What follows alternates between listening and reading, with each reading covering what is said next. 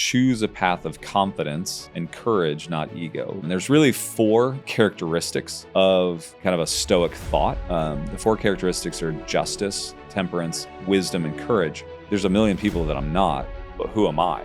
We need to get back to some old-fashioned introspective thinking, believing that we have a uniqueness that actually has a benefit to this world.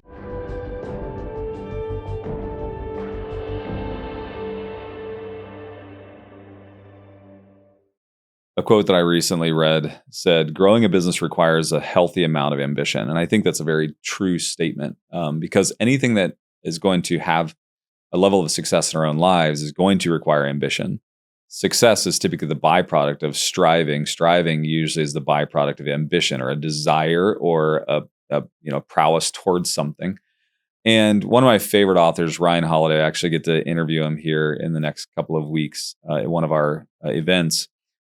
He really teaches a lot of Stoicism. He takes the thoughts of Marcus Aurelius and others, the Stoics, and he talks a lot about them. And there's really 4 characteristics of kind of a Stoic thought. The 4 characteristics are justice, temperance, wisdom, and courage. The one that seems opposite of ambition would be temperance, right? Because ambition seems to be this like blind ambition of like, let's just go for the moon and let's just go for it. And then, but one of the thoughts of the Stoics are like, really, temperance is actually what allows the success to happen.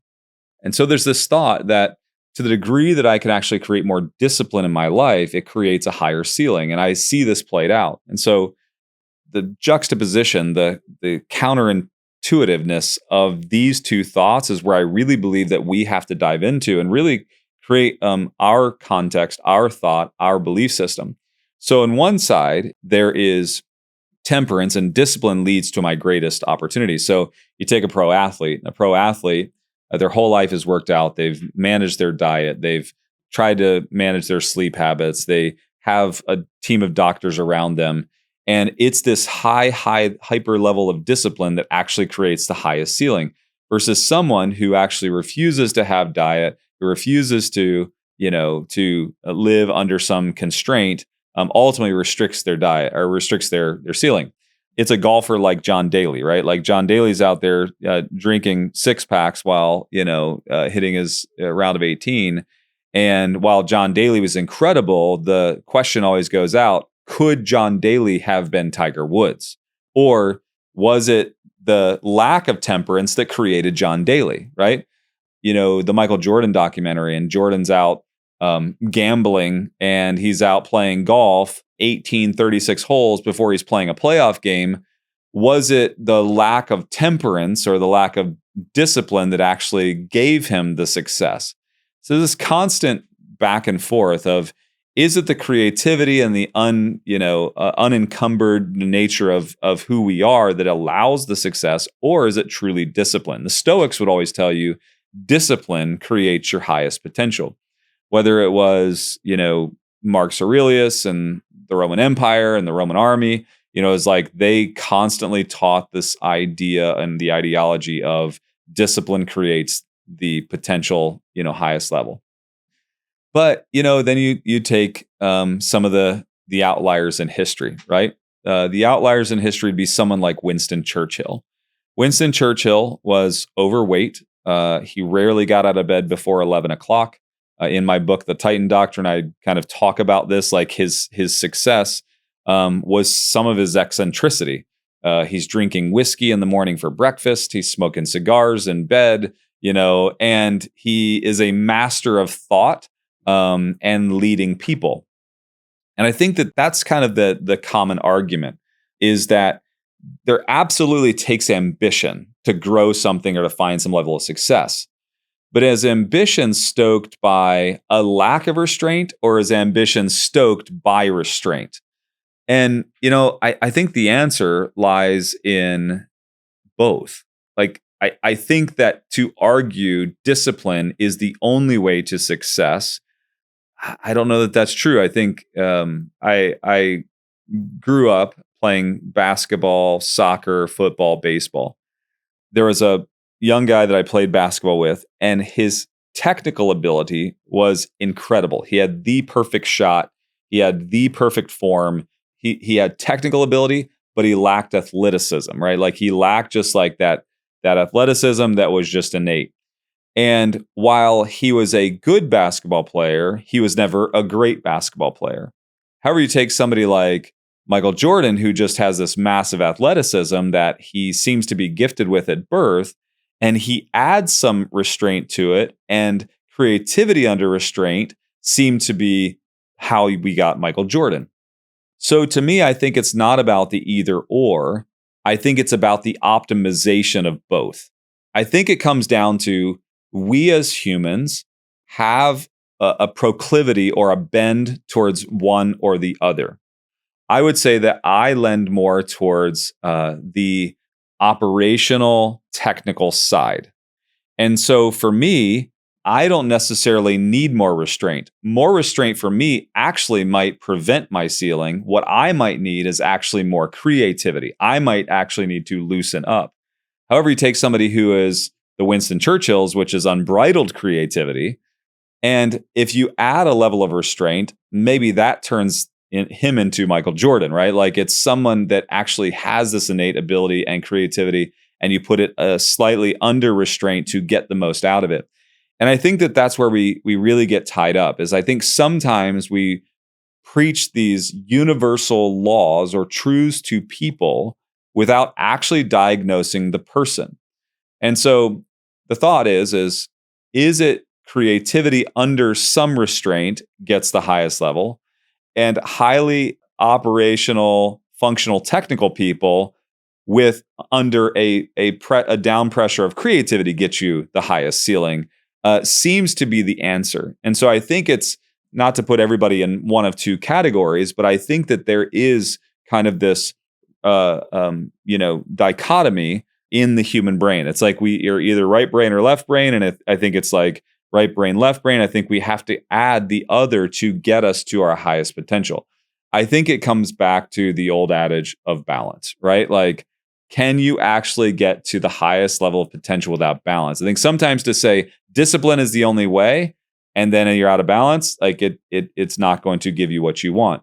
Or creativity is the only thing I need without balance, doesn't get you what you want. And so I think that balance is ultimately up to you as someone who is essentially self-diagnosing with where you are and determining what is going to get you to your highest potential.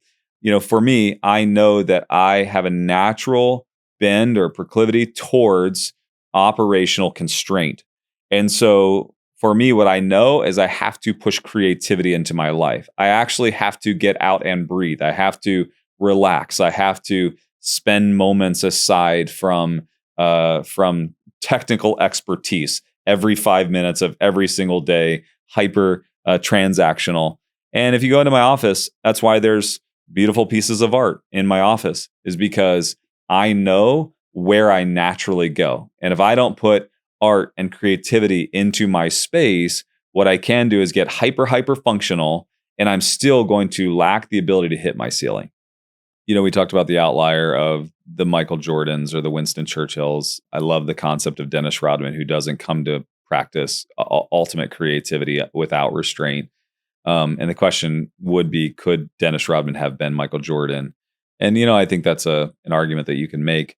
But one of the current, I love basketball. One of the current outliers that I see today is Luka Doncic. Like, I just went to the Dallas game with my son, and someone who actually lacks athletic ability. His teammates tease him for how high he jumps off the floor. Like, they literally will tease him and measure while he's jumping, like, oh, you only made it this far off the floor. But yet he's leading the league in scoring. He is, in the NBA finals now. And, he is the outlier. It doesn't make sense. I heard the guy next to us at the basketball game said, watching Luka, he said, as an overweight, slow male, feels like it gives me hope, like it was super funny. But I was sitting there dissecting down, like, what makes him so good? And I think if you watch him, he's technically very, very good. If you watch how he carries the ball, how he shoots the ball, like, he's technically very, very proficient. And he adds this flair of creativity that makes him, I think, a good balance of both.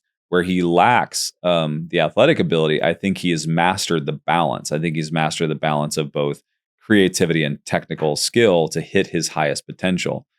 I think that's where a lot of us lack, is like we don't know what our highest potential is, because it's easier for us to go whichever way we naturally go and to just anchor into that. I think that's why it's important to have partnerships in life, not just partnerships in business, but in life. If you are feeding who you are by just surrounding yourself with people who act just as you act, I think you're actually restricting your capability. My business partner, Andrew, is an extreme creative. While that breeds conflict sometimes, it actually gets the most out of me and it gets the most out of him. And it took years and years to get to a place where both of us actually could work together. We tried earlier in life and we just didn't work together. It didn't work because we are the exact opposite. And you look at marriages. I went to a marriage retreat one time, and we used this tool called Predictive Index. And Predictive Index is something that maps people's drives. And it was interesting, out of the 50 or 60 couples that were in there, there was actually only one couple out of the 50 or 60 that were similar. Every single couple sitting in the room were the exact opposite on Predictive Index. And I think it comes down to, it's not just opposites attract, it's like opposites actually create success. Sometimes in looking for a partner or someone, whether it's a life partner or a business partner, it is best served if it's someone that complements you, because it is going to help you reach your highest potential. And I think all of us innately know that. It's just hard and it's difficult, right? And to manage a relationship where you're in relation with an opposite personality or type, it's different. But you think about the outcome that comes from it. A creative who also has the restraint or the operational structure, and somebody who has the operational structure but also is infused with creativity. It gets back to what we were talking about, which is balance. Our partnerships, if they're going to reach their highest potential, really need balance. As I consult businesses nationally, internationally, what I find is oftentimes the greatest issue inside of a business is that they get enamored with their own ability to create success. So you have a visionary leader who says, wow, I've produced all this in my company.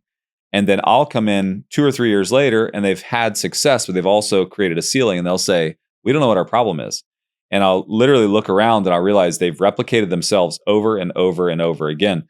Usually a person who is finding success in business, they'll say, who's my next hire? And I always say it's someone that probably is the opposite of you, but maximizes you, right? Like if it doubles your outcome, like they always say, should I hire a CFO first? And I say, no, you probably should hire an EA first. It's actually the opposite of you or complements you so that you can go do double what you're currently doing. That's the highest level of efficiency.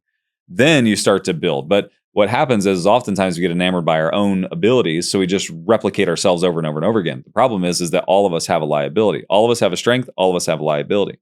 And in replicating ourselves over and over and over again, what we do is we just create more liability at an exponential amount. Without ever counterbalancing it, you'll never reach your potential inside of a business. I've made a career out of helping other people get to their highest level of potential. And what I find is I'm actually drawn to the people who have no temperance, no restraint, because what I realize is that they're a rocket ship that just needs pointed in the right direction. And so for me, I look at my own strengths and abilities and I think, boy, if I could just give them some restraint, we all could get there together. And if you look back at my career, the television program I sold to Fox, the other big brands I've built in life, what I found is even my business partner in the company that we had that went, to the big exit, it was a lack of restraint that I provided some restraint, kept the vehicle safe as we went to the moon. And I found my success in actually helping someone else get to their highest level of potential. And thinking about that, that's why I had 86 companies and I was hiring 86 CEOs. And what I was typically doing is finding CEOs that were a little bit more creative than I was, who had a little bit higher tolerance for risk, who would allow me to just restrain them and guide them some so that we could even go further. And I found my own success in actually being the person who provides just enough restraint that you get the rocket pointed in the right direction so you don't, blow us all up, and that to me is it's a pretty interesting tell. And there are so many great creatives out there, but you rarely find the dreamer achieving his dream, right? More often than not in business, what you find is the person who is most disciplined finding the highest levels of success. But then you take, again, it goes back to every massive, it's like take Walt Disney. Walt Disney was an extreme creative. And when you listen to or read any of the books about Walt Disney, it wasn't Walt that created Disney who allowed Disney to happen. It was Roy. It was actually Walt's brother who actually provided enough constraint that the creativity got directed in the right area. And so when people would talk to Walt Disney about what he had created, he oftentimes would point back to Roy, who provided enough constraint to point the rocket in the right direction. I think sometimes we think, oh, I'm created for more. I'm, and we think like, don't restrict me. Don't, get in my way. Don't. And it's like, no, actually, sometimes the greatest creatives actually just need enough restraint or enough, and that typically comes in the form of another person. It's typically not in the form of them restraining themselves. They're the ones that ultimately get to the highest level and they find the highest levels of performance. There's this phrase, I'm going to read this real quick. So it says, psychological studies have shown that those people who think intelligence is fixed, not flexible, are more prone to making mistakes. In these studies, the more experienced people who made the mistakes were less likely to learn from their mistakes because they believed they knew best. The same can be said of people with a big ego. As they tell themselves they cannot be wrong, they simply know they are right, after all, regardless of any evidence to the contrary. So I think that, the other concept in this is that sometimes it's the belief. It's not about whether I'm creative or I'm structured, I'm a creative or I'm tactical. It's actually believing that you are not always right. Like, I think it goes back to ego, right? And so it's like one of the great philosophies of the Stoics is like, ego is the enemy. Ego is everything that stands in the way of success for me.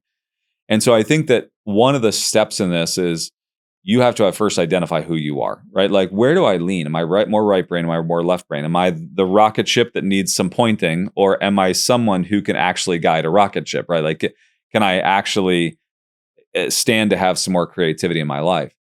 And then I think you have to realize that your way is not the only way, right? Like, there is possibilities for both parties to exist and to get to success, right?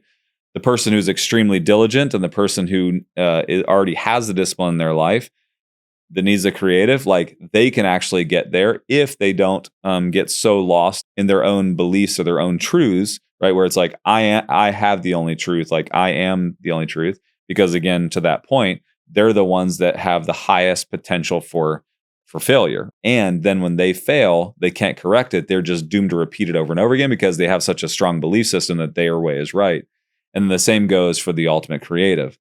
It's like, well, if you restrict me, then I'll never get to where I want to go. And because my way is accurate. And I think there's a concept here that it's important to understand that neither way is right, neither way is wrong, and both areas actually need each other. So when you break down wisdom as one of the four, they constantly are talking about practical wisdom. And how many of them will define practical wisdom as actually prudence, which is the constant practice of the knowledge that you believe for proof that it's actually true, right? And so wisdom would be knowledge in action with a level of prudence, right? Consistency.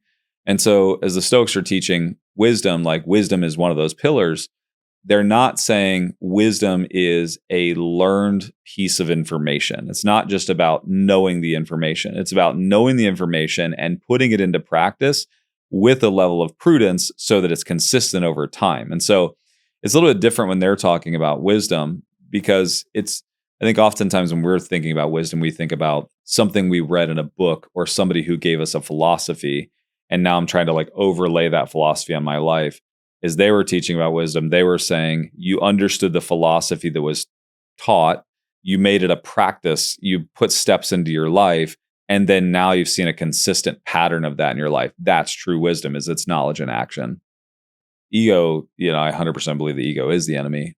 Ego is in the way of everything I want, everything, not just like some things, everything.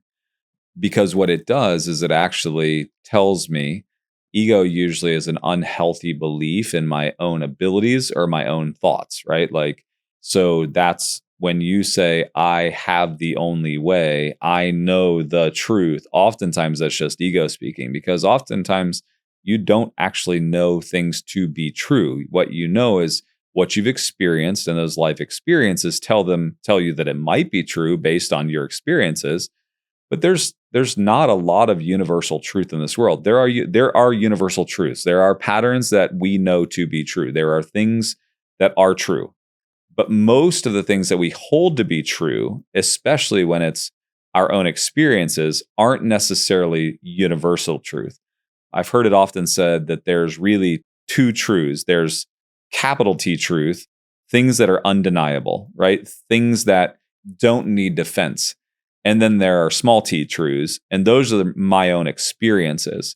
We should be focused on the small t truths, my own personal truths, my own experiences, and judging them against what we know to be universal truths, right? And it's a fascinating concept, because if you were to take someone who experienced some atrocity in this world and their whole life was categorized by an atrocity. Let's say you go to Pakistan where we're freeing slaves, and you were to ask one of the slaves, do you think that, and they have, by the way, you go to the brick factories of Pakistan, these people have been enslaved for generations. These are the people we're freeing. And you ask them, do you believe that humans, by and large, are bad? Do you believe that people with money are, by and large, bad? Do you think that people who own companies are evil? The answer is their feeling is going to be radically different than if you go to someone who's in the US who's experienced freedom for generations, who's building their own business, who has no restraint, who has freedom of speech, who has no restriction of where they go. They've made their own money. Like, like people here move at will. There, it's like, it's a very different experience. So I think if you ask somebody here, what do you think about humankind as a whole? Like, are they generally good? Like, do they want to be good? I think there are a lot of people here that would go, well, yeah, I think that humankind is good. Maybe they're just misguided. Do you believe that people that own businesses are good or evil people? They're going to be like, oh, they're providing a service. They're providing jobs. They're providing resources. I think they're good, right? And so again, it goes back to, we have to make sure that we're checking our little t truths against the capital T truths, the universal truths, and have a way to discover what those capital T truths are. We as humans are bound by our truths. Our truths usually create action in our lives. What you believe, what you truly believe, you will actually take action on. You will act on it, right? If you believe that humans are flawed and they're evil and they're out to get you, it is going to transform into some action in your life. If you believe that humans are, by and large, they're good and they can be good, then that's going to transform into actions in your life. I think there's a huge difference between confidence and ego, and I think that a good understanding of confidence and ego is really, really important, because ego shows up when, yes, it's an unhealthy belief in my own self or my own thoughts or my abilities, but where you see ego show up is when you are speaking about something that you have no experience in, as if you have all the experience and ability. I think confidence shows up in your ability to persevere or get to success, whether or not you've had experience or not. It's very subtle, right? Because sometimes it's ego, which is, because I've done this, I know I'll be great at this. Confidence is, I have done something that gave me this success, therefore I'm willing to do it again to get to this level of success, right? Ego shows up when we will boast about things that we have not had success or experience in, as if by nature, I'm just amazing and good. And so therefore, I will find success. Confidence has everything to do with your true ability. A lack of confidence is when we have not anchored into who we are and what our capabilities are. No matter what, and no matter who you have some ability and you have some innate characteristic that makes you uniquely you. And just because you may not like that unique characteristic or you may not like that ability doesn't mean that it's not uniquely you and it's not also powerful and beneficial. Most times we're judging ourselves versus somebody else's ability. It's like, well, because they can do this and I can't, then I must be less than. Instead of recognizing what we actually have innate ability in and anchoring into that. Because I always say that your relationship with winning dictates your next win or loss. A question I ask oftentimes in interviews is, tell me about one thing you've won in your life. I don't care what it is, because how they relate to previous wins will tell me whether they'll create a next win in their life. If they say something like, I don't think I've ever won anything. It's like, you haven't won anything. Spelling bee, baseball. Like, tell me about a game you've won. Tell me about anything, because winning essentially unlocks this like pathway back into a level of confidence, and then you can pull out of them. It's like, oh, okay, so you did this and that got you this. Is there a way to go back and recreate this to get this, right? It's like we're just kind of unlocking neural pathways towards the end result, which is success or winning in some fashion. Ego would be, I can't even go back to the experience. I'm just telling you because of who I am, I'm going to find success, right? Like, it's an unhealthy belief in one's abilities or thoughts or who one is. Restraint is the pathway to building confidence, but also it's also hyper awareness in oneself. Like, I think that old adage of like, know thyself, it's so deep, because in knowing who you are and understanding who you are allows you to have an anchor into what you should ultimately believe about your future. Self-comparison erodes at that. Like when we look at everyone else and we measure ourselves against each other, it erodes at it, because we're all unique. Like, from our fingerprints to who we are, it's like there's a uniqueness. And in that uniqueness is where you can anchor into your success. I think that, especially young people, as they are trying to architect their path to success in this age of influence, it's like we've gone from the age of industry to the age of information to the age of now influence. It is, there creates a hyper awareness of all that we are not, because there's more comparison than inner dialogue, right? Like, there's, if I pull up my Instagram feed, there's a million people that I'm not, but who am I?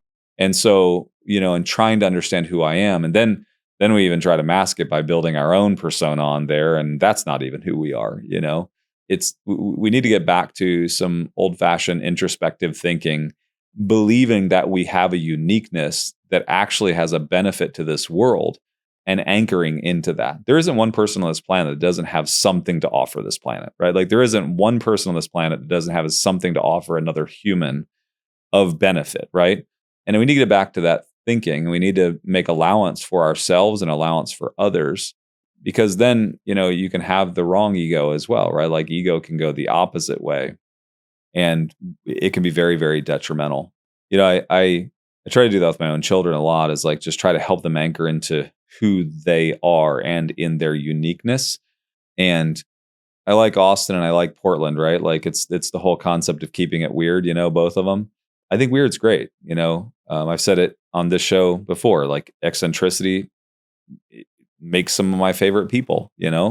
Why? Because it's the outliers. All of us are outliers, whether we believe it or not, because all of us are unique.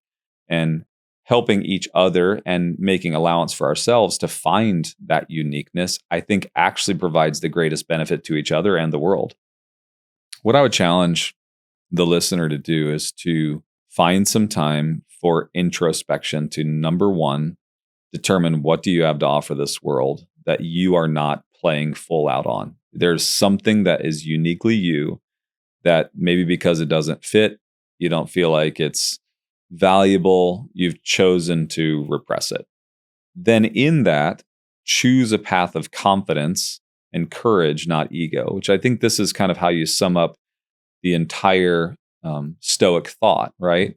It's you have to understand who you are, right? You have to learn the wisdom part, right? Like you have to learn how it best suits society, this world, other people. You have to then give it without ego, right? You give it in confidence, not in ego. And then it's that concept of courage, right? And to do it regardless of the consequence, right? Make a choice, take an action regardless of what that consequence is.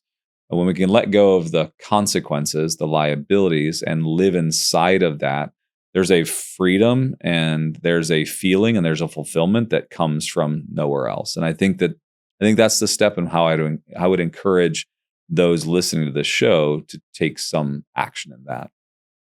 Thanks so much for being a part of the podcast and for listening today. I'd love to connect with you further, and you can connect with me on social media at Eddie Wilson Official on any of the social media channels.